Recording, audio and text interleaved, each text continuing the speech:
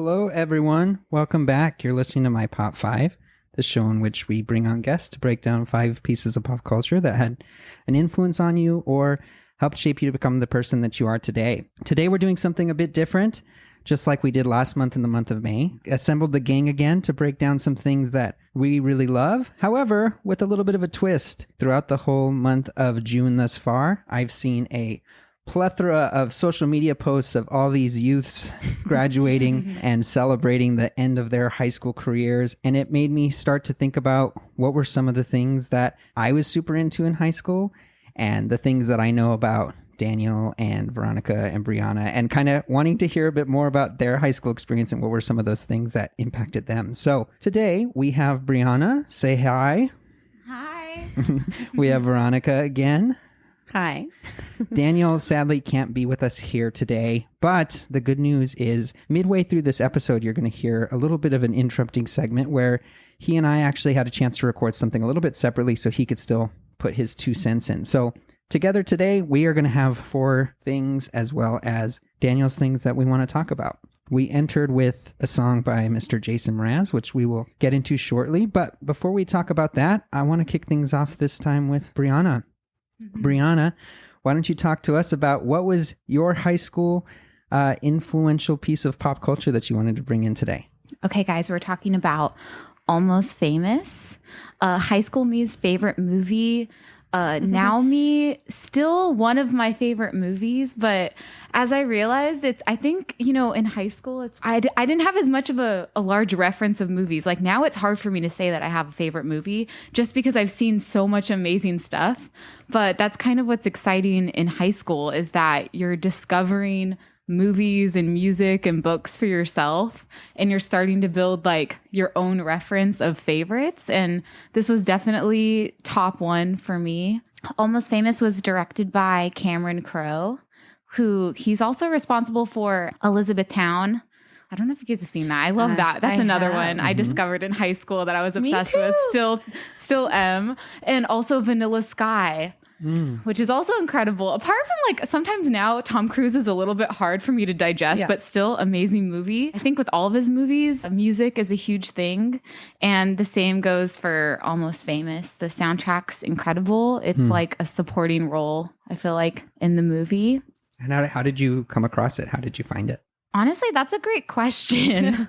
Okay, so I discovered it I realized it was when I was 16 and it rocked my world. I don't know how I discovered it though. I think that's also when the internet was kind of becoming more of a thing between like cool Tumblr, like screenshots from movies and things like that. And that was kind of like how I started figuring these things out for myself. What is that movie? And then watching it and just kind of fell in love with it.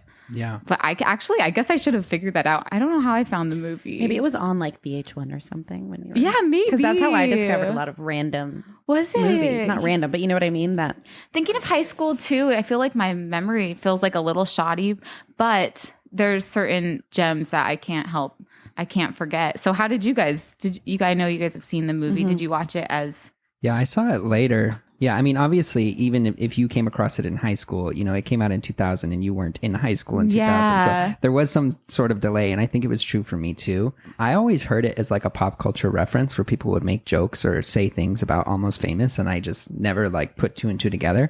But like the biggest one that finally like prompted me to actually go and watch it is when I was in college. I was really obsessed with the TV show Psych.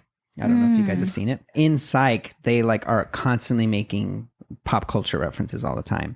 And like Almost Famous came up probably like 3 or 4 times. And I'm like, what is this movie I keep hearing about? And so one day I opened Netflix and Almost Famous is one of the featured movies. And I said, I need to finally just check this out. And so that's finally why I watched it. And I was blown away. I love this movie so much. And probably because like there are a lot of things, even from my personal perspective, that I can relate to in some ways. Completely. What did you like so much about it? Was it just the story? Did you see yourself in any of the characters? Like, why do you think it was so impactful for you? Sidebar, when you saw it through Netflix, was it when you would order DVDs? Was it that version of Netflix? Because I missed that version of Netflix of having your queue and them coming in the mail. That is something to be missed. Similarly to Blockbuster. But Anyways, I think I rewatched the film because it's one of those movies I've probably seen so many times. But just as of recently, kind of to refresh myself, I rewatched it. And I did feel a little bit nervous only because there's certain things that maybe don't hold up or maybe don't like move you the same way you remember it, especially when you're younger, right? Like you have this idea of things and then you revisit it and it's a little bit different. But thankfully, that wasn't the case here. But as I rewatched it, I feel like I was trying to pinpoint like, what was it? Apart from the obvious things, okay, the music, the visuals, the fashion, the Band-Aids, all of that, like good shit. Like, what is it that really made me fall for it and really captivated me? I definitely related to it. I think it really came down to this one scene kind of in the beginning. And it's like when the main character... William. His sister's leaving, right? Zooey Deschanel, and she leaves him the record collection, right? And all of a sudden, he's like 11 years old, discovering music. And then there's like this transition of time and he's now 15 years old. He has a passion. He's like so eager and driven and excited to like pursue it. And this whole moment, it's like you kind of get this feeling like his life is about to start. His like perhaps. He's like starting out on his great perhaps. And it's all playing out to Sparks. In this moment. And like I think in the movie they call it Tommy. She's like, play Tommy. And I think that's like copyright reasons or something. But it's The Who and it's called Sparks. And it's just like that scene still slaps.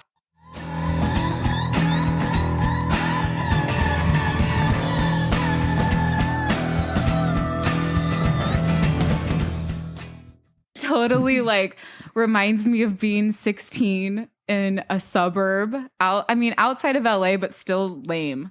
And like just not having met anybody cool or having any experiences that I could reference, like from what I was seeing in like the movies and the feelings I would get from music and just like feeling kind of stuck and just waiting to leave where I could set out on the same experience. Yeah. So rewatching it, I got that feeling again. And like, I feel like it's still exciting only because as life happens, he's kind of naive, like his passion for like journalism and music. He is kind of naive. And that's part of the story is he's like excited and then it kind of gets like demystified. Right. Yeah. I'm kind of on the other end, probably like all of us are as we've gotten older and we do start to pursue our dreams where it becomes more realistic than like what we set out on. But it just reminded me of that feeling when I was younger and just feeling so excited for what was out there. Yeah. And plus just seeing like this world where I had never seen anything like it before. I'm like, this is so cool. Yeah. And Penny Lane, like she's my God. I mean, I think anyone just like you think she's just and she is so cool and just so she knows it, right? She knows it. They melt in her hand and like yeah. For the audience who has never seen it before, the rough plot background of the movie is there's a young kid who has a helicopter mom that is very restrictive in terms of the content and the things that he's able to consume, and his sister, when she's leaving the household, leaves him some records and he finds a love for music and writing about music, and he gets the opportunity in this film to tour with a band that he really loves. Stillwater. Yeah, Stillwater, this fake band in the movie that he follows them on tour and kind of learns the ins and outs of what rock and roll was like in the 70s and both the good and the bad. And so I think that's what Briauna was referring to. But moving back to, I think, something that's really, pivotal in the movie is I think a lot of the reason a lot of people in that area were so drawn to it was because it was things that their parents didn't really approve of. I think we've seen it over time, whether it was like in the 1920s with jazz music and then, in the 70s with rock and roll. And we've seen it with hip hop, where there's just like parents are seeing these new art forms that they didn't grow up with. And it's like restrictive. They don't want them consuming it because there is drugs and sex and all these things involved in that world. But were you drawn to the movie? Were your parents restrictive in terms of the content that you consumed? Or was it just like, no, you understood like falling in love with something? I don't think my parents were restrictive at all, at least with things like, I don't know. Yeah, it wasn't the rebellious part. Mm-hmm. That's not something I guess I could relate to of like wanting to, rebel and do things that like, you know, I didn't really have that. I feel like if anything, my mom was like, no, you should wear that. Or like, oh yeah, like that looks cool. Like you should dye your hair, like in kind of an unconventional way, where I know Will's mom is like, she's very granola. Some of the things as I was rewatching it, I'm like, she means well. And actually she has some good points like about the like adolescence is like a marketing tool. That's like one of the funny quotes like in that movie. And I'm like, she's not wrong. Right. And young Frances McDormand. It was like so crazy. My favorite thing is just the opening of the movie. You know, he's walking around at probably 8 years old talking about like To Kill a Mockingbird. And one of the coolest things is like that's you, Ryan. She is she is woke mother at the very beginning, because he's talking about Atticus Finch, you know, and he's like, single and he's dad. so admiral, single dad. And he's like, do you remember who was coming to help him? He didn't do that all on his own. What are you talking about? And so like very, very woke for 2000. And it was like super cool. But yeah, I think I was very much inspired by it, because my parents weren't necessarily like super restrictive in terms of the things that we liked, and they actually allowed me and my family to, or me and my siblings to like enjoy the things that we did. But there was a line, you know, there were certain things, like especially like with hip hop music or things like that, where it was just kind of like, yeah, no, you can't do that. But finding things that are your own and your own passion and stuff like that is very much a driving force for this. Veronica, how about you? What was your experience like growing up? Was it, especially as it pertains to like art and music, were you free reign in terms of consuming anything? I mean, like you, there was an appropriate line, but we were never like not allowed to watch certain, like if it was rated R, like it wasn't like a blanket, you're not allowed to watch it. It's like our parents, we got really lucky, especially when like we would like DVDs came out or we would go to the video store. They wanted us to consume art and especially film. And so we watched Almost Famous together. We watched lots of movies together that maybe weren't appropriate, but they wanted us to have like a good rounded like knowledge of movies and just like watching good film. And I think at the end of the day, they were like, we just want them to like experience good music, good film, good art, be appropriate, but you know what I mean? So we didn't have a lot of restrictions with that stuff, which I'm really grateful for, because we started young experiencing all of that stuff that our friends maybe growing up hadn't seen or heard of yet. And we were like listening to different kinds of music than our friends were, and like oldies and rock and roll. And we were like, cool. Oh, you don't know Bob Seger in like third grade. And so I was probably exposed to too much like explicit content within reason, because like my parents were teenagers, you know, when they had me. Right. Totally. So I was growing. And so the stuff they were liking was the stuff that was hip at the time. Yeah. So like I remember my dad buying the first Eminem CD, you know, so and just funny. like, oh, Eminem. He did have a line. He did not like openly like listen to that nonstop, but and like I would like go to sneak to his like CD collection to go put it on and like listen on my own, you know. But they had stuff they were into was like what was of the moment. But what, going back to your story, Veronica, like when we had Alex on, you know, he talked about how he just picked a movie randomly and watched it, and regardless that it was probably too risque for an 8-year-old at that time, like your dad just kind of rolled with it. Yeah, it's like, well, if it's good film, good. And it was more for film, really. Music, there were certain lines with like if it was inappropriate or curse words or this, and we were way too young to speak like that, then there was a little bit of a line. But yeah, they just were really supportive with just wanting us to be exposed to that stuff. So all I can think of is like, I'm sure this might not, I don't think this has to do with my parents, but knowing all the words to like Candy Shop or like loving like Lil like, Kim. Just like in 5th grade. Exactly. And it's, I think, of course, there's boundaries, but also having no idea what he's talking about, just loving the song.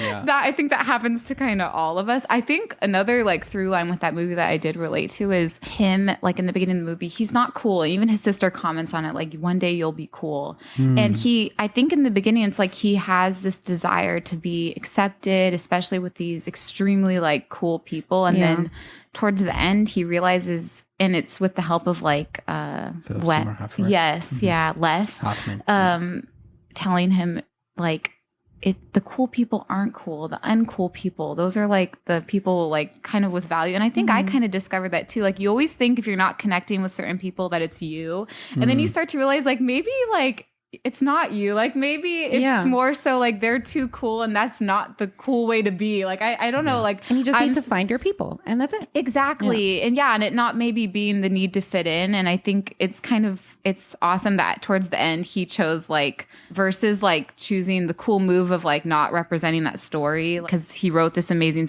like article for Rolling Stone that made the band look uncool. So they said it was like all a lie. And he kind of just stuck to his truth. And I love that. And I felt like I related to that too. Yeah. One of the things that same character alludes to is that like the good art comes from the people who were not cool. And, you never hear the artist's story starting with, I was the most popular kid in high school and I was like the coolest and had all the friends. Like it's always like, I was a loner and I had a guitar, or, I was in drama because I wasn't liked and that was my people and that led me into acting. And so the people who go off to make really good art are rarely the people who you would define as cool at that age anyway. Yeah, there's so many scenes though that I just get so heartbroken by. You mentioned the Penny Lane character, and as much as she was cool, right? You said she had it and she was the character. It's also like she has a heartbreaking story when you put yourself at someone at 16 who's living that lifestyle and is being treated the way that she is. And it's so heartbreaking when she is just like, high out of her mind and just crying. Why doesn't he love me? That whole, everyone can relate to unrequited love. Oh gosh. High school. That's another thing. And like that's high when school you me. feel it too. You're like, nothing will ever make this kind of pain go away. This is here to stay. The way I feel and the amount that I'm heartbroken right now is very real, and it's not going away anytime soon. That's unrequited love is crazy. I think though too, I think what's helpful is because you think, like, I thought she was just everything, that him not wanting her made her a little more relatable and a little bit easier to watch, instead of like in a lot of movies, like the cool girl or whatever, the beautiful babe in the movie, like you feel like is so intangible, or like you're never like that. But then there is that one thing. Of course, it's at the detriment of her like heartbreak, but still that's relatable. And I think that's probably another reason like I held that movie so close, like, and could rewatch it all the time. Yeah. Yeah. What I also found was like interesting was, in hindsight, back then, even just from a technology perspective, there were things that didn't exist. Social media and things didn't exist in the 70s, of course, right? And the way he's like writing these stories, normally today people have their phones or their laptops where they could keep all their notes, and he has all these like notes that he's handwriting and trying to put together a whole article with that. But there was like a big scene, and throughout the film, the band is like telling them like, hey, make us look cool. Just make us look cool, right? Don't tell the real story. We want this fabricated vision of what we're trying to be.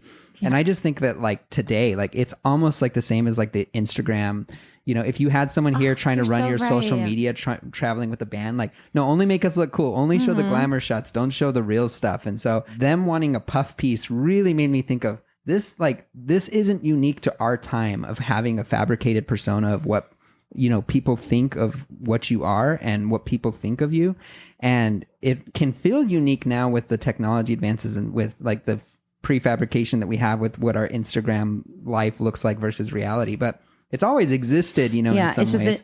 a different vehicle for it. But that, I didn't realize that, but it's so true. Yeah. And it's like no one wants to see, in theory, like how the sausage gets made. Yeah. And that's kind of like when he discovers the writing isn't this like big romantic thing. He's seeing really real shit, and it's not as grandiose as he was hoping it would be or whatever. And same with like presenting a version of yourself on social media. It's the exact same thing. Like that's a tiny snippet, and all these puff pieces are tiny snippets of what's actually happening, Yeah, I think it was conflicting for him too. I felt for him because he was a fan, right? That's why they had him on board. But then he, like, what Les or Philip Seymour Hoffman was trying to tell him, like, no, like, don't hold back. Like, you tell the truth. And that makes him an outsider. That makes him like, he's such an endearing character, but like, and he's trying so hard to either be with them or like write this piece. Yeah. And that was, Yeah, it's such a,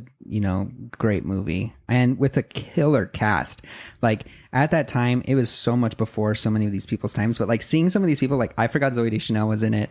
Kate Hudson, of course, is, like, she was incredible at such a young age. Yeah. But, like, people like Anna Paquin showing up or Jay Baruchel, Yeah. Rainn Wilson, Jimmy Fallon, all these people that you're just So like, cool. what? Yeah. Before their careers even took off in these minor roles. But like, it seems like, you know, if they had like a huge ensemble cast, like if they were to try to do that today, but like, no, these people were just before their time. Yeah. And it was just crazy how it worked out that way. I just remember that scene of Kate Hudson waving to the girls outside the tour bus and then just like flipping them off. And I my just remember being like, gosh. oh my God, she's so cool. I cannot pull that off. That will not happen. It will not be me. But she course, could pull it yeah. off because she was so cool.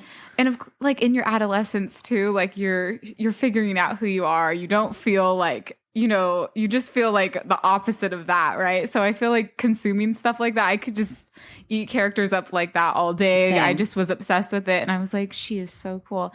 But I think also that one, I love the scene. It's like that Oogum Boogum song. Like, of course, I was talking about the music, and the soundtrack is like an epic playlist, right? Like, I feel like before playlists were a thing, you think of a soundtrack and that's like the Totally. epitome of like a great playlist. It's like a moment in time. It's a theme of like the movie, and the same goes for this. But then I also was thinking like it opens up on that Alvin and the Chipmunks song, which like Yes. I was like the music in this movie is like so amazing. I'm gonna talk about that. But then it opens on that. I'm like, what the hell is this? I don't remember this. And like I think it's based in San Diego, which is kind of cool. I like to think it's a little bit of a suburb.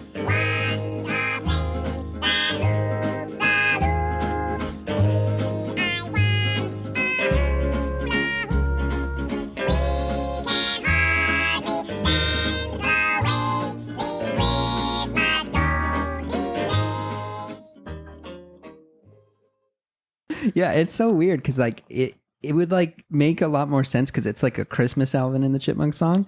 Like if there was something like really big about Christmas happening, like, but even from the plot perspective, it's not like super apparent that it even needed to be Christmas time or anything. Yeah, like I kind that. of need to know more about that now. Like, I also had forgotten about how he was older, like, or how he was younger than he always thought. That and then his mom was telling him. Yeah. I kind of forgot about that part of the movie, but I guess it kind of just also goes to say, like, show how he's always just felt a little different and a little outside of the group. High school you. I just like, living in a suburb. I feel like I wanted to set out on an adventure like that too. I'm sure all of us kind of did. Here you are in LA. So Yeah, no, I do feel like I did have the chance, and I had really supportive parents that kind of allowed me to pursue my dreams. You know, when I first went into college, it was with the intention of being a music teacher.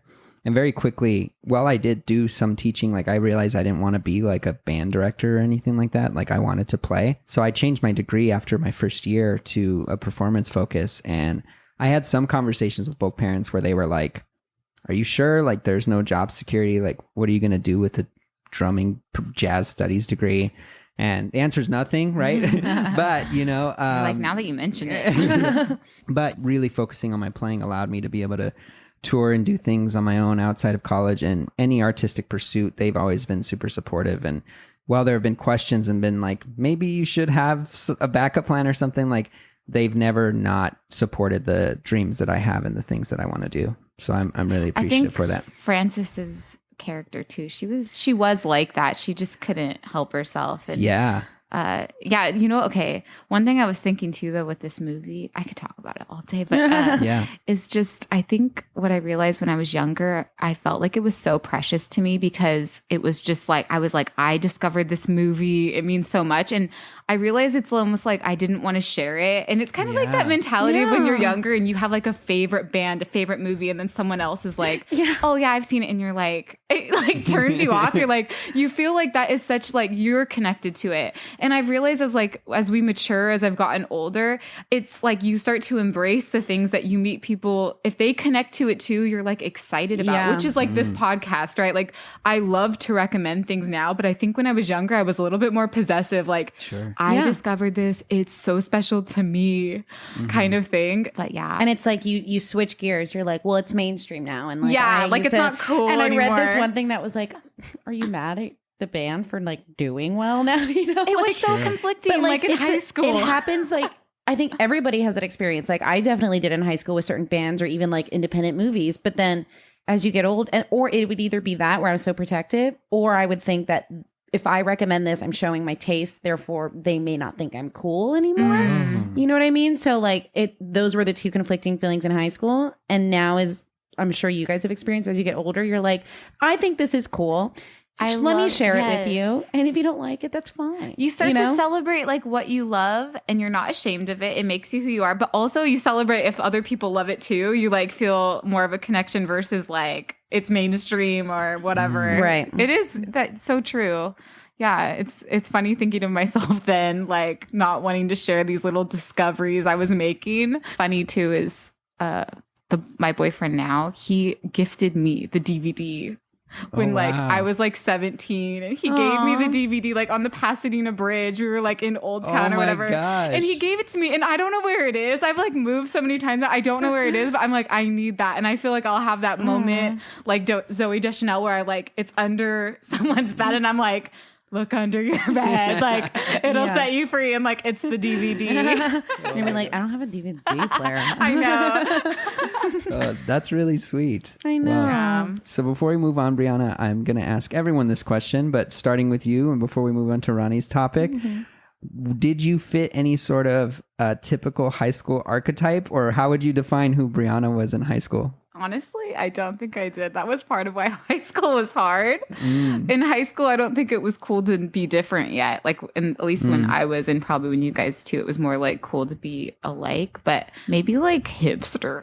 It's kind of embarrassing, but I think hipster. There we go. There's nothing wrong with You're like that. a scene kid? No, not scene. Not even like, yeah, I think it was like hipster. Like, I think I had started to discover, like, it was when street style was a thing, like celebrity, the Olsen twins, like Alexa Chung, and I was just obsessed. But then, of course, I was like wearing like thrifting wasn't cool yet. It was kind of like, it was a weird time. So I think I was like going to San Dimas High School, and they're just like, what is she wearing? But I guess, I was brave, that's kind of cool. I like thinking of that, but that's awesome. Hello, everyone. I'm interrupting our current episode because we have a little bit of bonus content for you. We were really disappointed that Daniel wasn't able to join us live when we were recording with the rest of the gang, but we jumped on a quick Zoom call here because it's important to me that he was a part of the episode.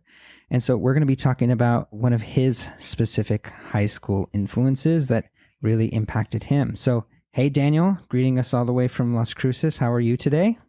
I'm doing well. Thank you. We miss you, bud. But, we're really excited that technology exists in a way that we're able to still make something like this happen. Yeah. Daniel, why don't you kind of give us a little bit of a rundown of what was your specific high school influence, and to talk to us about that? Yeah, I wanted to talk a little bit about Tyler, the Creator. Just someone who I first got into him in 2011. I remember it was pretty much on the lead up to his first studio album, which was Goblin. And I had heard from it from some of my friends, specifically my friend Javi had put me onto it. So shout out to Javi. He kind of got me and the rest of the friend group into it. I hadn't listened to a lot of really like modern hip hop. I'd always kind of been into heavier music, into punk and metal. I think that there was a level of rebellion in Odd Future's music that really appealed to me and really spoke to those darker, heavier sensibilities. So that's kind of where it all started. I had a friend who we were running around the school acting belligerent one day, listening to Tyler, the Creator, because we were all obsessed. And he decided to stomp out a water fountain. Oh, shoot. That was something that, like, random spur of the moment decision. Yeah, stomped on the water fountain and it broke. And that was something that kind of, he was like, damn, why did I do that for like the next few years? Because I think they made him like pay for it before he could like graduate. So he was like, oh no, that was like a bad idea. Dumb shit that you do when you're a kid. Oh yeah. And then especially like specifically the song that kind of triggered it was the song called Radicals off of that album Goblin. And there was kind of this mantra that they had at the time: kill people, burn shit, fuck school.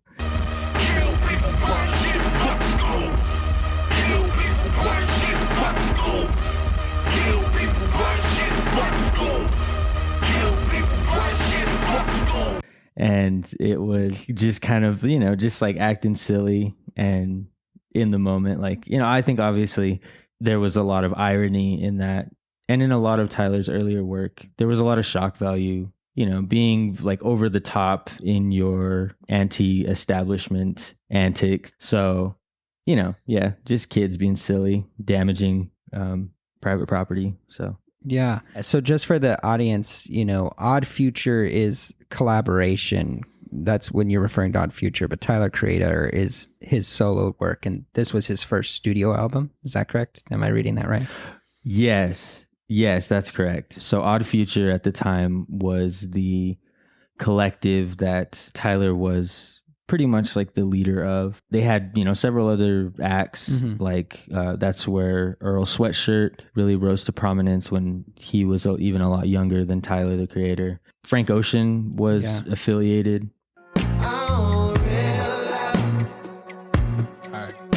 Close your eyes for what you can't imagine. We are the Zanny Nash and Caddy smashing, Bratty assy, Maddie snatched his daddy's jag and used the shit for batting practice. Adam and Annie. Pretty notable. The Internet was the band The Internet was started by Sid the Kid. Sid Bennett. Yeah.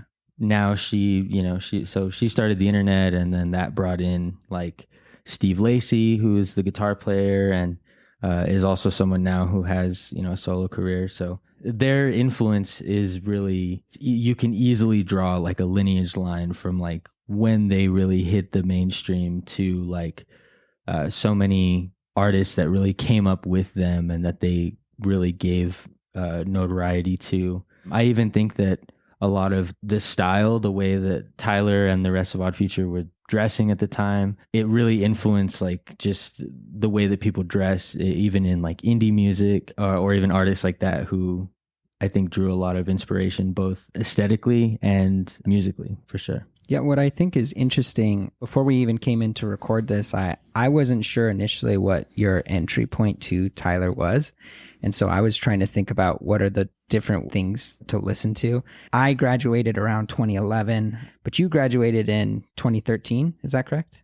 Right. Mm-hmm. Wolf had come out around then. So that's kind of what I was like thinking it was going to be. Mm-hmm. So I went in fully on Wolf. And one of the things that came up for me is that one thing that I am drawn to in music, and almost specifically like hip hop music, is what are the things that are like truly innovative, because like after a certain point, and I think this is true not only for hip hop music, you hear it in rock and indie rock and things like that, where things can become stale. And if it sounds like something you've heard before, you kind of just can almost check out on it. And so one of the things about like Wolf specifically, when I was listening to it, is I was like, oh shit, this is like so wild. The storytelling that was happening and some of the background things that he was doing, whether it was like these characters that were being played underneath, even outside of what's happening musically, it like just created this aesthetic and this vibe. And I was just like, this is fucking tight just because it is so different,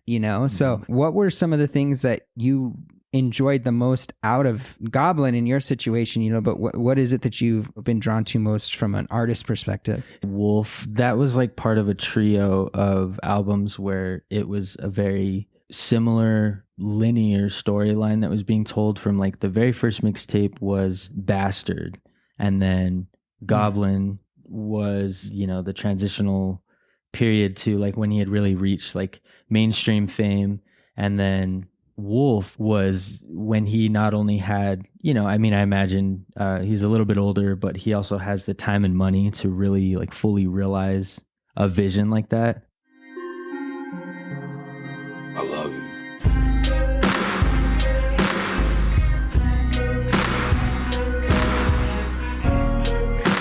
Can we add some more color? Like some more yellow? Yeah, that's good.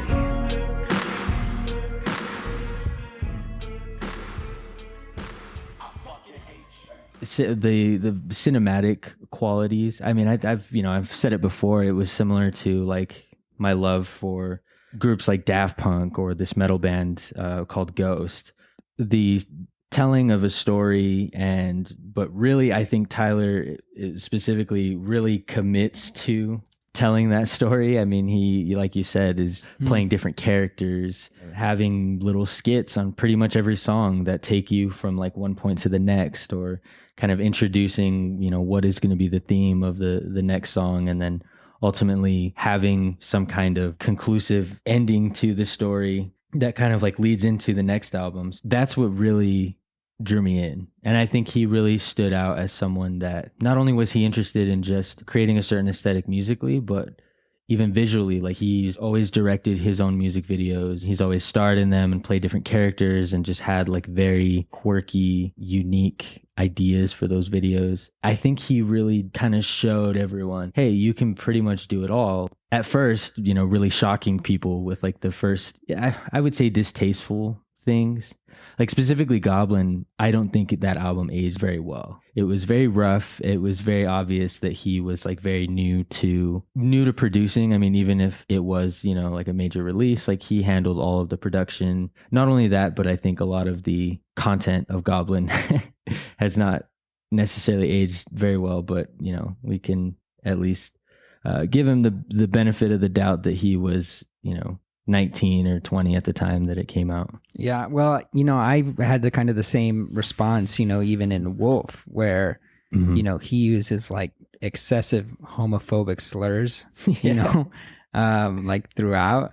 And it's just kind of like, yikes, you know? Yeah. But going back to what you were saying about like, this was the time that he kind of had like the financial backing and like the artistic liberty to have no limits on what was being created. He had Erykah Badu on that record, and more Frank Ocean, when at this point Frank Ocean is kind of popped off, and, you know, Pharrell, I think, was, you know, on that record as well. So like there was just so many cool things that like I think seeing in that time when you were in high school, I'm kind of keeping that in that range. You were kind of able to see some of the early onsets of the things that he was able to do later on in life with like records like Igor. And so it's just like, it was pretty cool, you know, to have never experienced this before, you talking about it, to kind of go back and hear, and it almost still felt fresh. Granted, there are sometimes I can go back to old records and I can tell this is an old record. And you and I kind of had this experience when we were in the car and we were talking about that Carly Rae Jepsen record where there was just like production elements that felt dated. But like in this one, it felt like it could have come out yesterday, and I wouldn't have known any difference from an artistic and production standpoint. So, you know, those records really do kind of hold their own weight still today, outside of the content that wouldn't necessarily fly today. But, you know, everything else, I was pretty surprised, even specifically with Wolf, that was the case.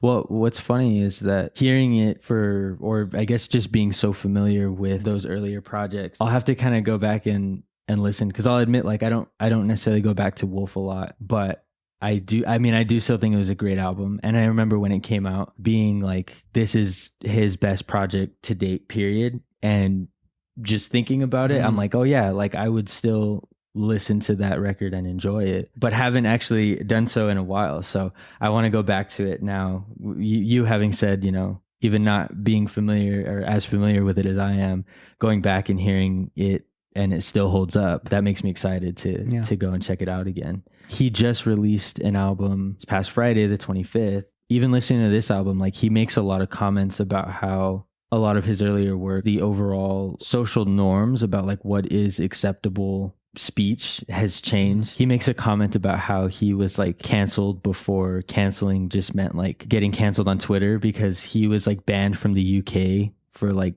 pretty much all of the 2010s, pretty much just because of his lyrical content. And he's always been very like, I mean, even at the time, it's not like nobody said anything about his music being offensive in ways. I remember specifically in one interview, he compared his music, the dark, you know, misogynistic, homophobic ideas being portrayed were him playing a character. He compared it specifically to like a Quentin Tarantino movie. Like, nobody's really questioning when you're watching a movie, like, why you have people getting blown to bits, or you have characters that are like obviously like bad people representing the worst parts of humanity. So he's always been very conscious of it. Seems that he is aware of like, yeah, why people would consider it offensive and and why maybe people would still think that it could, lead people to doing bad things, like smashing water fountains in a high school. I mean, you never know. Yeah. But are you? Oh no, no, it's okay. Well, I don't want to keep too much of your time here, and I know we've been having a couple connectivity issues and interruptions, but I'm so thankful that you took the time to kind of do this. Again, we're bummed out that you weren't able to join us, but we're really happy that we were able to make this happen. Before I let you go, though, I do have one question, and I'm asking the girls the same thing. What would you say your archetype was in high school? Did you fit any of the traditional high school cliques? I was a total band geek. Yeah, it would have to be the band geeks. That was pretty much all we did. I've been a music nerd as long as I can remember. But would you say that a band geek is like the typical archetype, or are we going back to because I think band geek might even be like a little bit of a newer archetype. No, I think so. What I find interesting though is based on some of the stories, I think what might come to people's heads for a traditional band geek might not fit what you actually were, because you mentioned the Jack Skellington sweaters and the obsession with MCR and stuff like that, Yeah. But you probably still carried your trumpet around high school and were in the marching band, and so all that stuff still existed, Yeah, that's true. In middle school, I wanted to be emo so bad, but once I got to high school, I was like, no, band is my thing. I was in marching band, I was in jazz band, so I was always carrying a trumpet or a guitar around. Unfortunately, was the band geeks. It was nothing like American Pie, or even in Mean Girls, you have that table. I think it's Mean Girls where they're that table is the sexually active band geeks, which is maybe kind of accurate, at least for my school. I think that band is just such an insular community, and everyone who you hang out with and everyone who you date is in band too. Yeah. So it's its own little world throughout the entire school. Yeah. It's pretty separate, I feel from what's going on in the rest of the school. Well, hey, bud, I think we should call it there. Thank you so much for joining, and yeah, we'll talk to you later. Cool. Thanks for having me. We'll get back to the show in just a moment. No, this isn't an ad read, but we do have a couple things that we'd love to share. I've been getting quite a few questions about how you can support the show. The truth is you're already doing it by listening, but if you're looking to do a little bit more, the best way is to support our show is to rate, review, and subscribe on Apple Podcasts. Rating and reviewing truly does make all the difference for podcasts. So leave us a review, and in that review, tell us what your Pop 5 is, and we'll read it on the show. Another way to help us out is just following us on Instagram at MyPop5. We post short recaps of the show and include video or music clips that are referenced in the episode. They're some of our favorite pieces of content to produce. Anyway, thank you again for listening, and we'll get back to the show. All right, moving on to Veronica. We are going to talk about Sex and the City. Yes, we are. All right. So, Ronnie, tell us a bit about your high school experience and how did you come across Sex and the City? So Sex and the City had been off the air, off of HBO when I was in high school. I didn't watch it when it was on the air. I was too young. I would sometimes see it playing or catch it, or if my parents were watching an episode or something, I knew it existed, but I was too young to watch it. And then when I was in high school, I can't remember if I was a freshman or a sophomore, the movie was in theaters. And so I did things backwards. And so I watched the movie. And I was like, I didn't watch the show. I don't know. And my older cousin, when I was visiting her, she watched the show when it was on. And she's like, if you want to watch the movie, it's fun. You don't really they catch you up in the beginning and then you can just enjoy it as a movie. And I was like, okay. And so I watched it with a friend and I was like, what is this? Mainly because they showed clips from the beginning of the series. Little story plots to remind you what happened. And that's what I was super into. The movie was fun and fashion and flashy and all of that stuff. But the beginning, when they showed clips from the series, I was like, this looks really cool. These scenes look really cool. And then I started watching it and I would rent it at Blockbuster. Nice. The seasons. And I just and I had two girlfriends and we were all so obsessed with it. And then for Christmas, in college, my parents gave me the big Bible that has all the DVDs in it.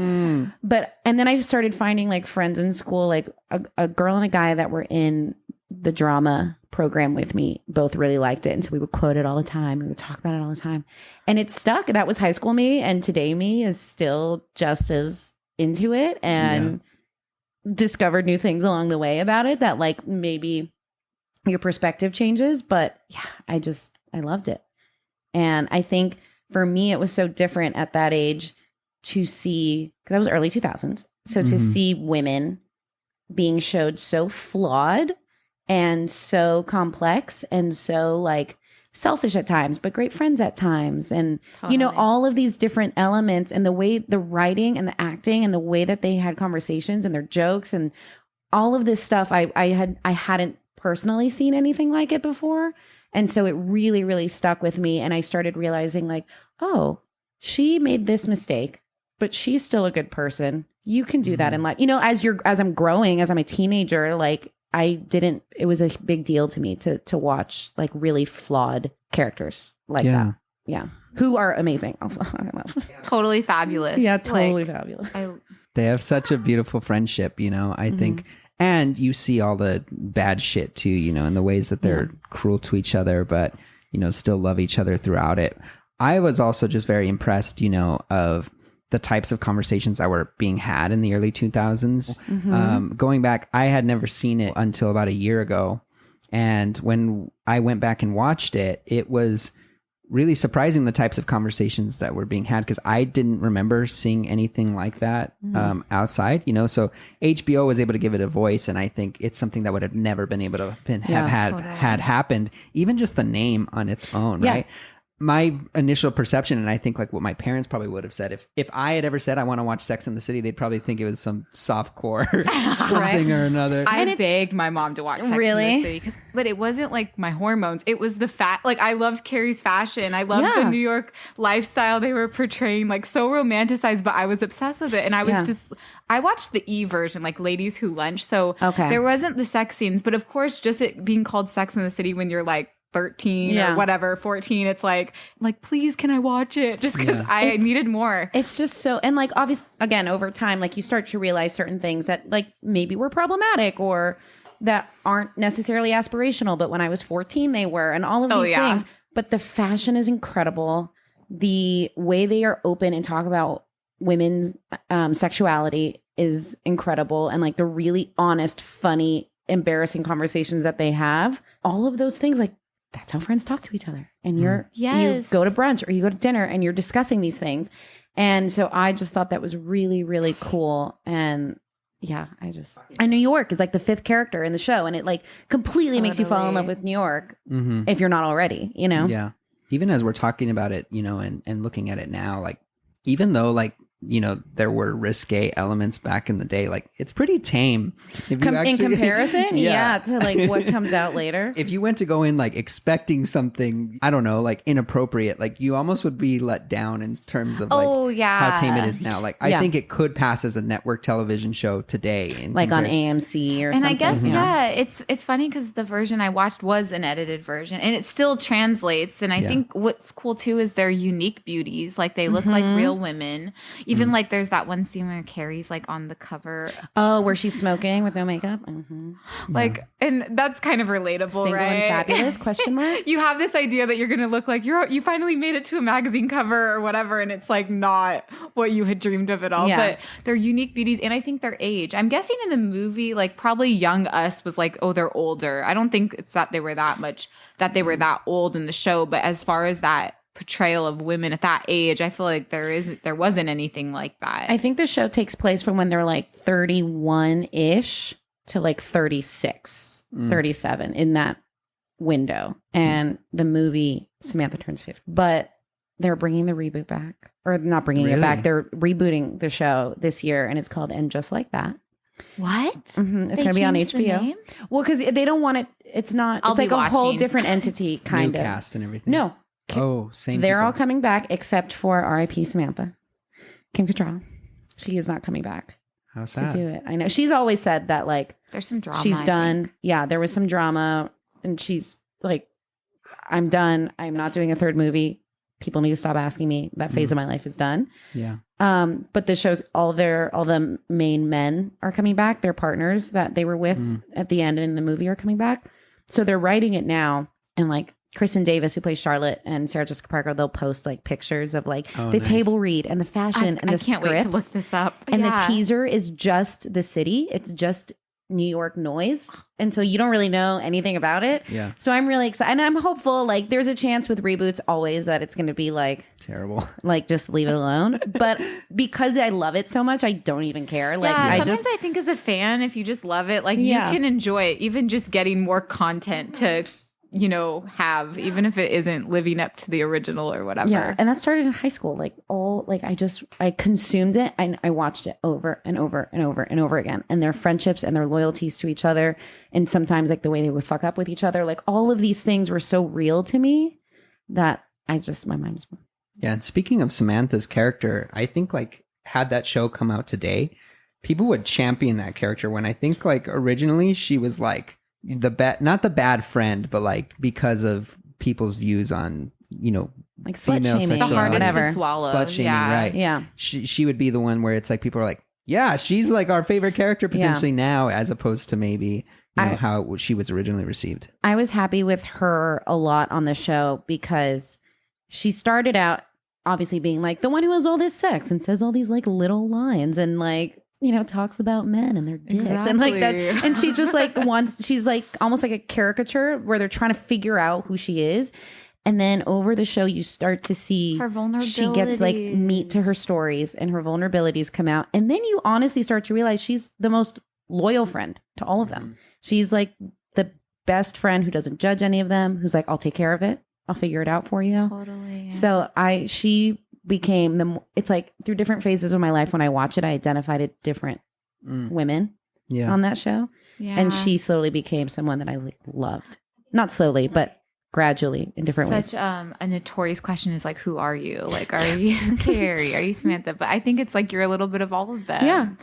I think too, it champions like friendship and like female friendship and how just there's certain lines I think in the show I'll probably be paraphrasing them about just like It's okay. rather than I'll do like it. looking for men to like save you that like maybe or like your soulmates or Yeah, whatever yeah, just yeah. like different lines like that about like your friendship saving you that you maybe don't need it's not the guy is like not the main character, it's like your relationships with your friends and stuff, and that's always nice to kind of It's always see nice. And as you're figuring it out. And In addition to that, though, I also think like the show also does a good job of like making you realize that there are moments that you have to deal with your own shit on your own, right? So like regardless of your support system, like at the end of the day, like we have our own bullshit that we have to take care of ourselves. You can't rely on your friends to do that for you or a man to do that for you. Like there's sometimes these characters have to like come to terms with their own actions and like heal themselves, and it's not just the support system as much as it is. That whole show is about that friend group, but there are also moments where it's like, no, Carrie, you have to. that's the thing. That's Yeah. Carrie's biggest thing, right? It's like Yes. when I was in high school, I was like, I am a Carrie without a doubt because Yeah, she is the that's how I coolest, most fashionable, and has the best life, and that is 1000% me. shoes, cigarettes. Right. That's all I do. That's all I want. Everybody knows it. And then I was like, as you rewatch it, you're like, you're kind of flailing and selfish and all of these things. And I remember there's this episode where her and Aiden break up, and she has to basically buy back her apartment because he bought it for them, and she has to buy it back. And she goes like to Charlotte's because Charlotte is, she lives very comfortably, and she's kind of like not like throwing a fit about like, why didn't you offer me the money when the other two girls offered me the money for my down payment? And Charlotte was like, you're 36 and this is messy and you need to learn to stand on your own and like figure your shit out. Like, Yeah. so a lot of it is that too. She ends up helping her anyway, but Yeah. I mean, iconic scene though is Carrie at her laptop with just typing out a witty line of an I couldn't analogy. help but wonder. What's that Cardi B? What's that? There's like a meme. It's like, was it Cardi B? Or I don't know. We'll put it on the Instagram. There's so many funny memes of her writing. I've seen a couple COVID ones where it's like, I couldn't help but wonder, is this a virus or a me?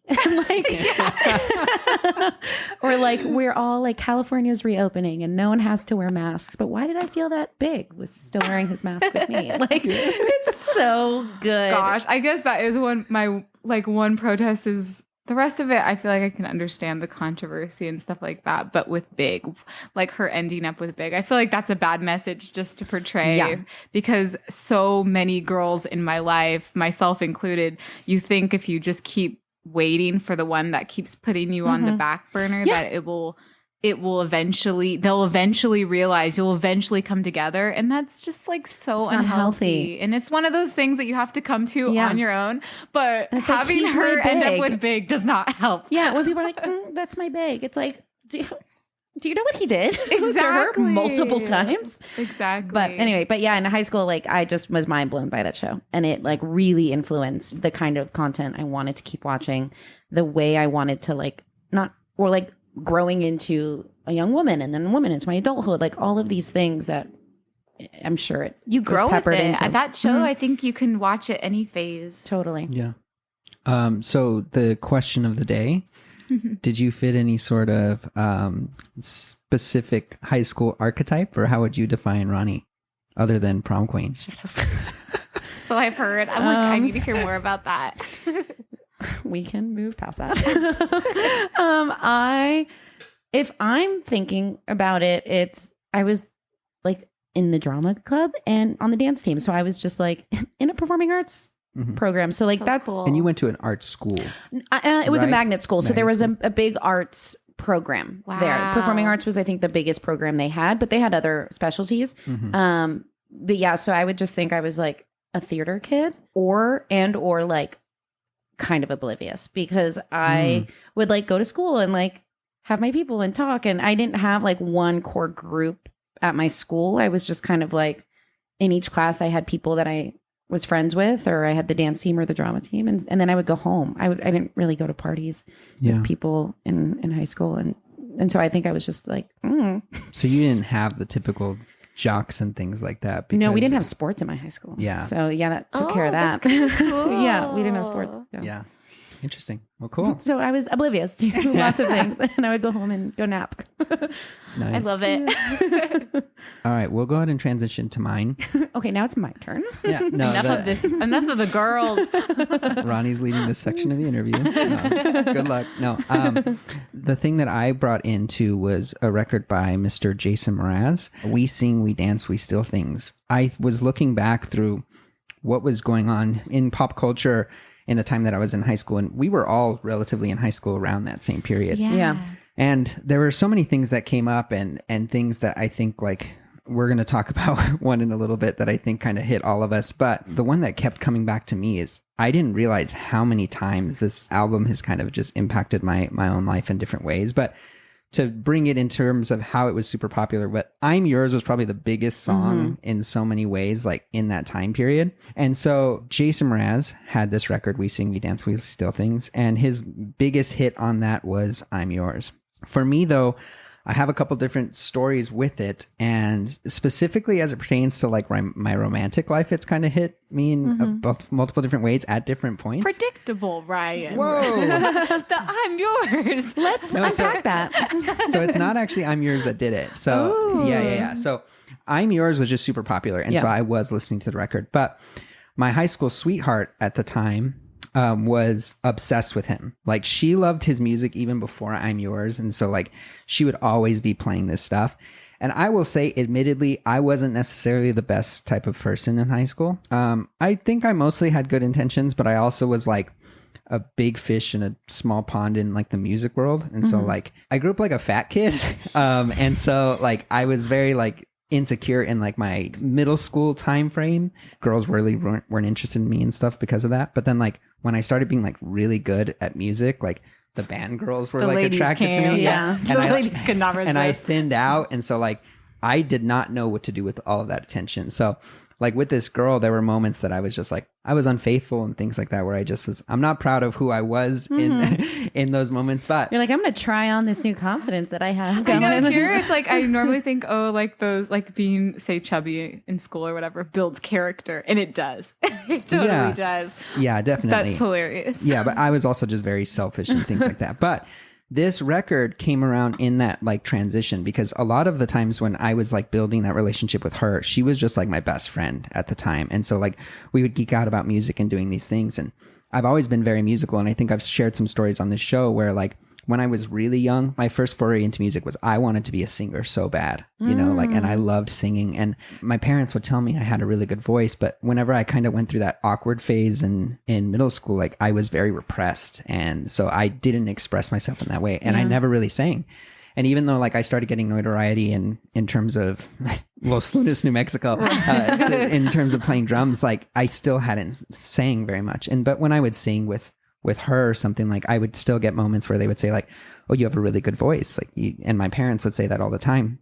I was getting ready to do a high school talent show with a band, and I had some buddies, and there was this other girl at the time that like, actually, I'm just remembering this story. This wasn't even something I planned on talking about, but she was like the bass player in like the jazz band. And so when this record was first coming out, she and I would like sing the song with like Colby Calais.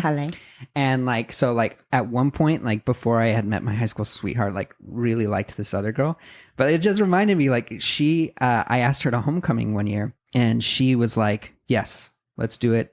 We were picking out my tie was going to match her dress, et cetera, et cetera. And then a week before homecoming, a senior or someone asked her. And so she was like, oh, I'm going with the senior instead of you. And so like heartbroken. But yeah, here's only yet another example of like somehow I'm thinking about this, another experience with this record and my it love all life. comes back to Jason Mraz. Right? Always, yeah. But anyway, moving back, there was a point that with that same girl, I wanted to start a band because she could sing very well. And so I was going to play drums. I had another buddy that was going to play guitar, and we were going to perform the song Boston by Augustana. Oh my gosh. Yeah. I think Actually, let's listen to that real quick. Let's listen to a little bit of that song. Eyes are red and tears are shed. This world you must have crossed, you said. You don't know me, and you don't even care. Oh yeah, you said you don't know me, and you don't wear my chains. Oh yeah.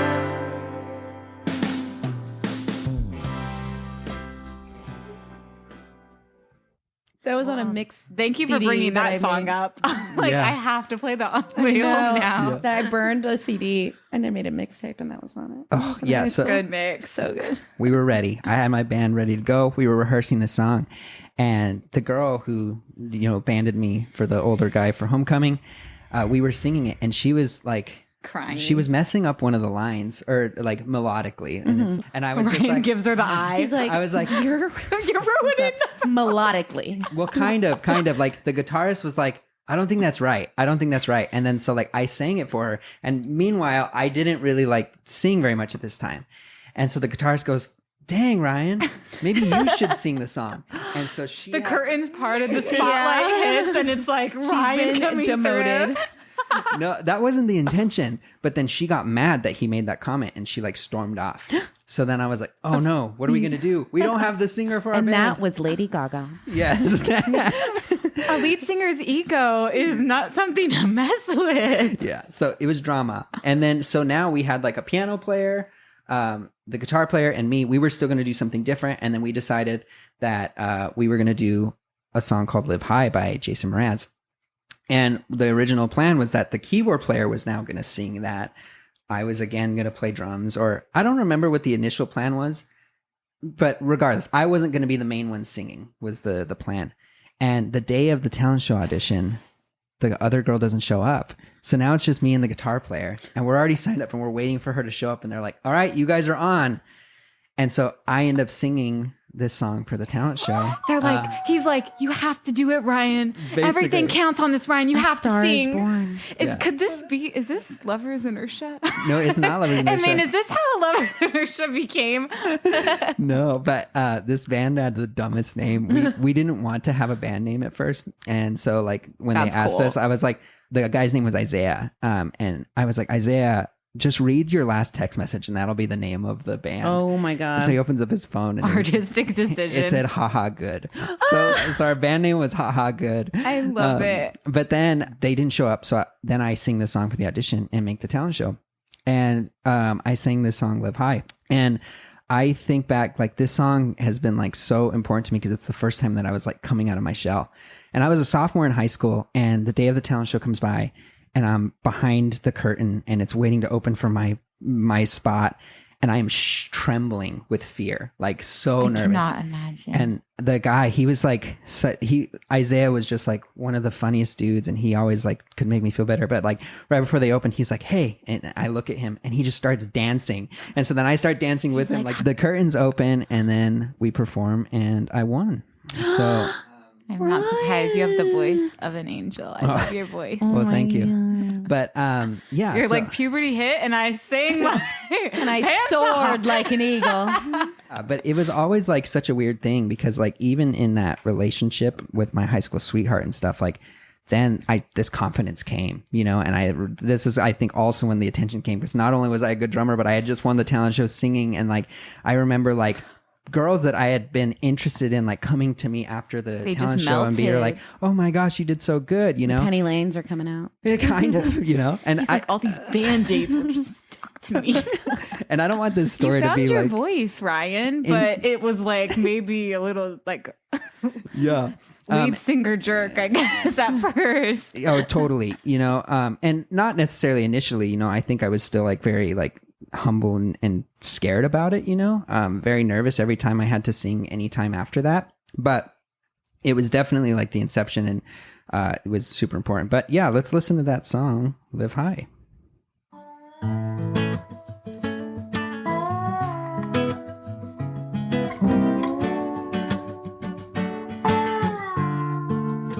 I try to picture the girl through a looking glass and see her as a carbon atom. See her eyes and stare back at them. See that girl as her own new world. Though her home is on the surface, she is still a universe. Glory God, oh God is peeking through the blinds. Are we all here standing naked, taking guesses at the actual date and time? Oh my, justifying reasons why is an absolutely insane resolution to live by. Live high.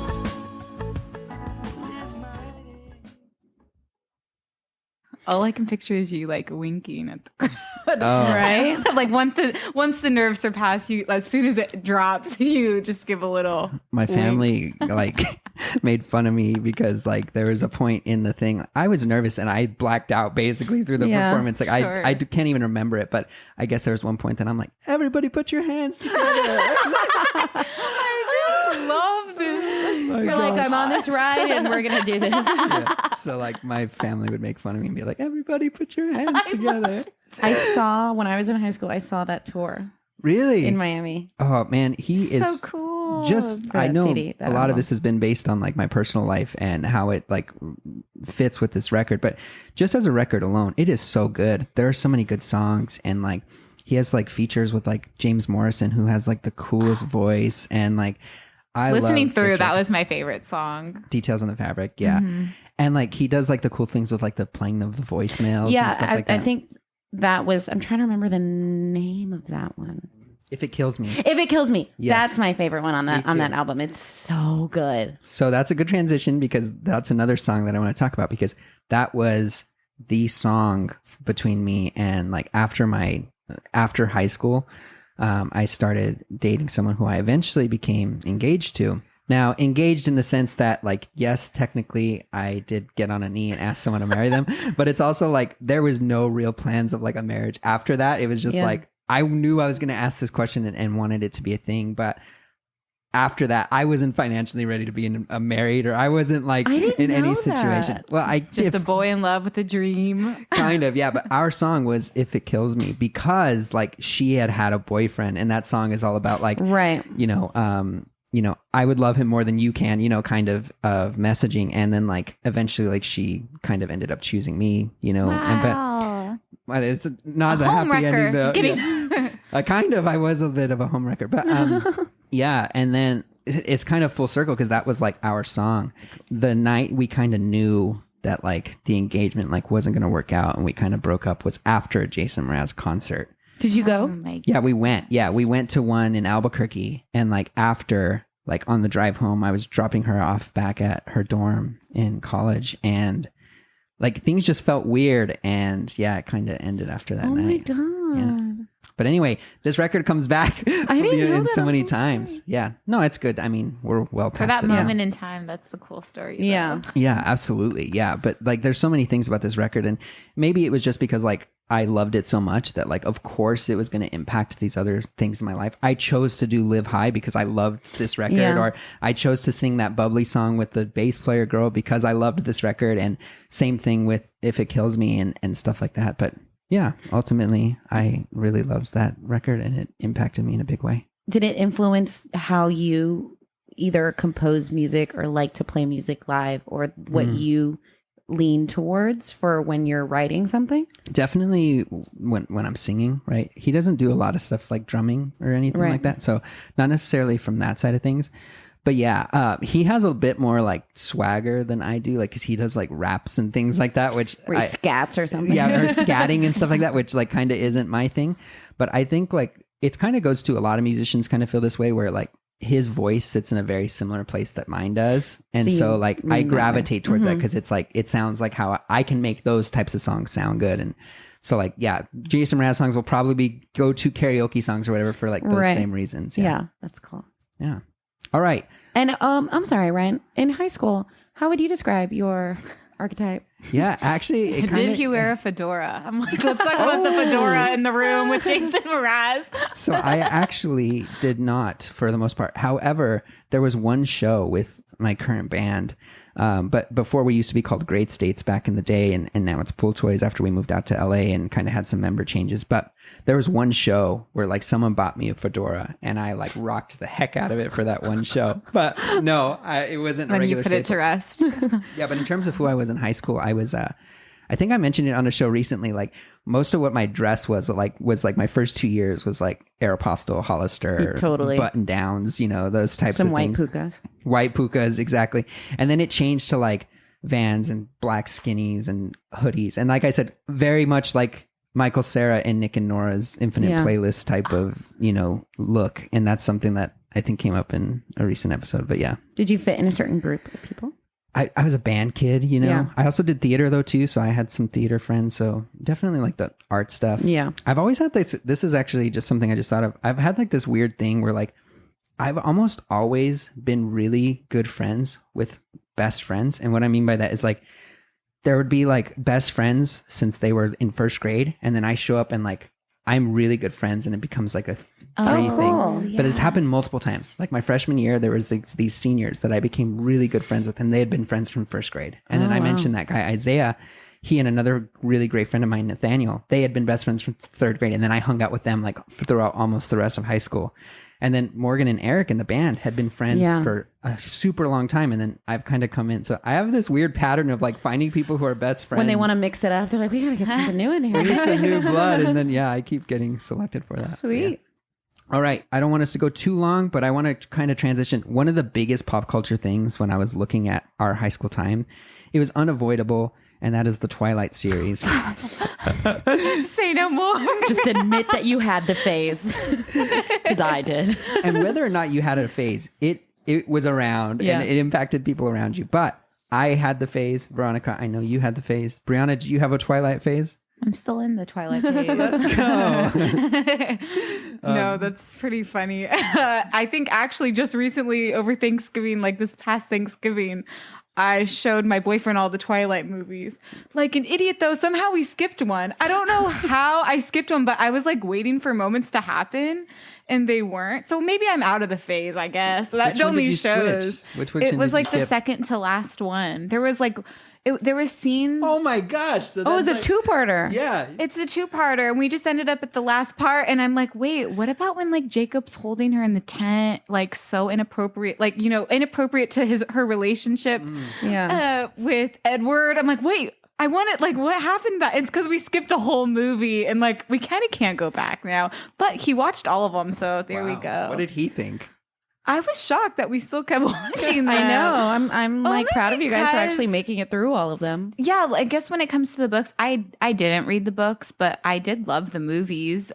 More so, I guess, would you guys say it's a parallel with like 50 Shades as far as like the following goes, or just like maybe I think- the level? I think it skews guess? younger. It- I think it's skews Okay, younger. I think Yeah. I love those more. I guess I love Twilight more. I feel like as far as movies go, I think they hold up. I know they're like there may be a certain category of movies, but I still really enjoy them. He did too. It's teen vampire romance. Yeah. So like once you How understand, can you go wrong? once you understand that's the starting point, you just have to Yeah. ride with that. I read all the books. Me and my two friends in high school, we went to the mall because they were on a tour during the first movie to go to different hot topics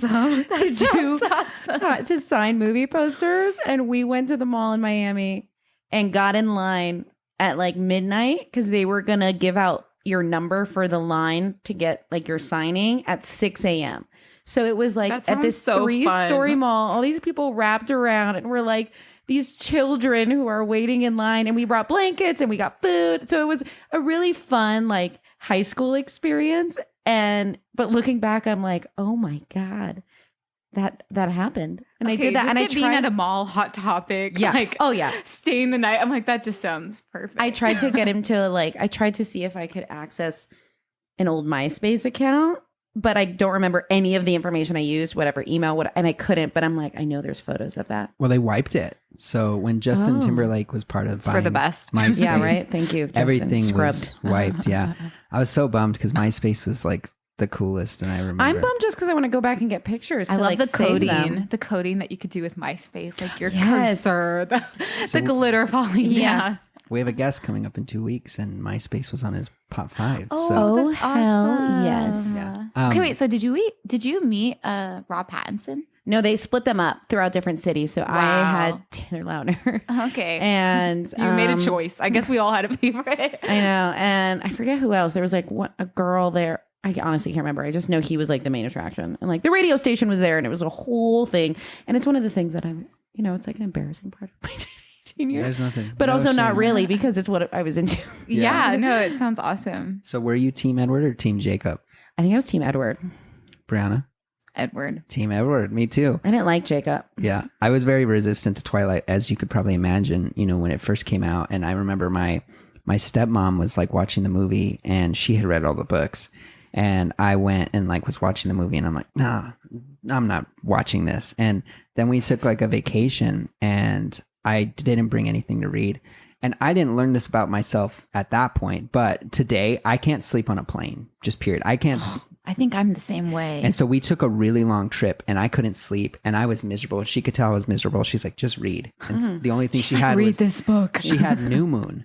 And so like I started the reading from the second book. Yeah. And because I had watched the movie with them for the first one, I was like, okay, I at least know what potentially happened in the first book. Like on that trip, I read the whole second book and then I'm like, do you have the third one? And then I read the third one. And then when I got back, I finished the last one. So yeah, I read all the books and watched all the movies. Yeah. Too. That's kind of a It's so cool way good. that you got to like that it came into your life. Yeah. I mean, it's kind of been like really good too, because I think like it goes back to what you were talking about earlier. Like there might be instances when you're hesitant to recommend something or hesitant to even take a recommendation for things because you like finding things yourself or Right. might think you might not like it. But when you're kind of forcefully exposed to some of these things, like you can realize, man, I really enjoyed that. I remember being in high school and the amount of people that had the book with them in school was insane. Just like walking around, everyone's holding the book. It's like that or Harry Potter. Yeah. Did you watch or read the new book that they came out with? Like basically it's Was it Twilight. his perspective? Twilight from Edward's Oh, perspective. I think I heard about that, but no, I didn't. I kind of stopped Okay. at the end of Twilight. You know what I realized though, which is it's just funny because it kind of came to me later in watching it just recently, is it's like the elephant in the room is she wants to be a vampire so they can hook up. Like, like she really there's just like so much about her there was like so much conversation, so much conflict about her becoming a vampire, and it was ultimately so they could start like doing it. And Yeah. I'm just like, I missed that. I guess I missed that the first Look time at our around. priorities Like high here. school me, like just to think that there was so much weight on it. Right. Like I was like, give up your family, give up your life. Like, it was just interesting. There's so many dumb things that people have done for sex, though. Like, it's I know. just like, I guess it makes sense. And for all these teens to be obsessed with it. And like, Yeah. that's kind of the core of the story. Yeah. If you really want to break it down, I think it really comes down to that. Yeah. there's a lot of eroticism in a teen book, you know, in Totally. this. And then there is probably like 2 chapters dedicated to I'm like, maybe them, I should read these books. them finally having that moment after their wedding. Like, that's like 2 Right. chapters where I'm like, what Yeah. am I reading here? Yeah. I heard something, and I don't know. I can't remember exactly what it was. I don't know if it was 50 Shades or Twilight. Something was fan fiction. I'm sure there's a ton of fan fiction. Something in pop culture started originally as fan fiction for Twilight, I think, or Twilight was fan fiction about something like that. Where That matches So- up. I could see it. I know it either way. exists somewhere. Nice. Fun All right. fact. Did you have a favorite Twilight character outside Hmm. of Edward? I guess since we all said we were Team Edward. Edward. Mine was Alice. I think mine was Alice Oh, too, the yeah. sister. Yeah, she was so yeah, cool. I liked her. All right. She was great. Cool. All right. I know I've kept you guys a long time. We will wrap things up here. Okay. Just a couple 2000s technology questions. Fuck yeah. Veronica, what was your first cell phone? Or My- your cell phone in high school, we should say. We'll keep it in high school. My age. cell phone in high school was Motorola. I never had a Razor. Same. I was so envious of Razors and Sidekicks, but it was a black and silver Motorola phone, and I went to Claire's and I got pink jewels and I put them around the Let's front go. of it. Yep, that was mine. Prom queen, jeweled phones. Hello. Brianna, what about you? I think it was Motorola too. It wasn't a Razor, but it was slim and it opened up like regular flip, and it also opened up like kind of Sidekick style. Ooh, Yeah, That's it was kinda a cool. hybrid. I don't remember. I'm sure I had some embarrassing stickers or something on there, but Yeah. yeah. I had a Motorola Razr. oh, Sorry, what guys. color? It was like, well, here's the thing. I had like a weird thing with phones for whatever reason. I don't remember why, but like they would either break or something would happen. And I think it's because I always wanted a cooler phone. And so like my mom would, well, sorry, no. So that sounded bad. I'm not like physically breaking phones so I'd get a new one. No, but like my mom would get me a phone and then I was like, oh, this one's not that cool. And so then I'd see someone who'd have one, whether it was a friend, and be like, when they would get a new phone, I'd be like, can I have your old one? And so I was always getting people's Oh, because old you could phones. switch out the SIM 'Cause you could switch cards out the and SIM that's cards. it. Oh yeah. Yeah. And so like I upgraded from like my original cell phone was like, it was called a Motorola Pebble. Oh, And that then- sounds familiar. It's That's- like was a it matte black? finish or something. Black finish. Yeah. Matte finish. And then I like upgraded it to like a Razr. And then like my original Razr that I had was a pink one. Right, because I inherited it from someone else who had one, but it was a Razr. So I'm like, Like, how cool is this? cool.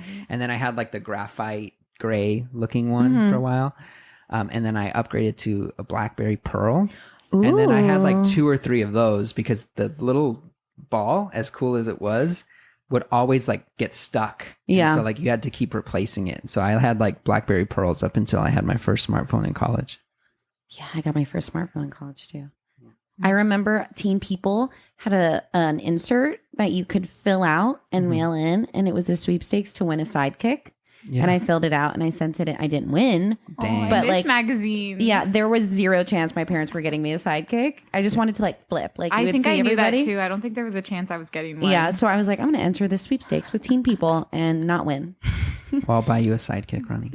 They're I'm coming. sure we can find one on the black market. Yeah. Flip phones are coming back. I think I saw an ad that it's like, Your brother had I a was just flip going phone. to say, Yeah. he had one until like 3-4 years ago. That's very cool. He was very resistant to having a smartphone, like for the That's longest time. awesome. I remember on film sets, like being like, "Dude, I just need to share this link with you," and he's just like on his little texting on his T9 text. He's, like, still. not printing out now. his MapQuest. Yes. Like Oh, it geez. just, he was really resistant, and then we finally warmed down, and now Yeah. there's no going back. But I remember I would click the internet so many times by accident, the Java, and I was just like end Yeah. because it would be loading and you would be charged.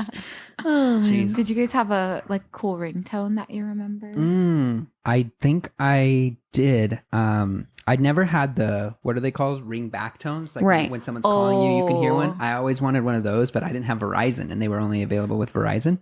I think I had a ringtone. Actually, I had a lot of recycled ringtones because of people, Oh my like I God. mentioned, like passing down the phones to me. So like I had Death Cab for Cutie song that I really Oh, like. cool. I had That's so funny. Maggie May by Rod Stewart. You know, like a bunch of weird ones that I didn't actually buy just because it was kind of I guess handed down to me. ringtones, they're not a thing anymore. They're not. Now it's like everyone's on vibrate all Yeah. the time. Bittersweet Symphony. That was another nice. big one. Yeah, that's a good one. I had Just a Friend. Oh, heck yeah. That is so good. And I just was like, I can't change this. This is too good.